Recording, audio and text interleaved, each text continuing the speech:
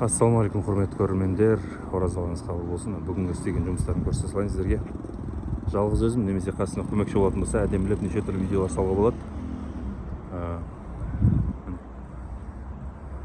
Біраз қателіктер болған кішкентай кезінде. Мыналардың бәрін кесе тәріздес қып ашуға тырыстым бәрін. Мынаны да қарасаңыздар болады. Барынша келтіруге тырысып өткен. Бастапқыда бірнеше жыл кесілмеген. Бірақ сонда да дұрыс өнім салуға, аурулар қарсы тұруына, қоректенуіне деген сияқты жемістердің әдемі әдемі болуына, сапалы болуына, дәмді болуына көмегіңіз тигізейік деп осындай кесу жұмыстарын жасадым.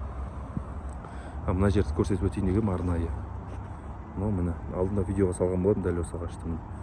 Краснокрыльная тля деген міне. Өте ағашының қатты осы жағдайға келген міне. Ағаштар өліп жатыр. Көрсетпей жатыр.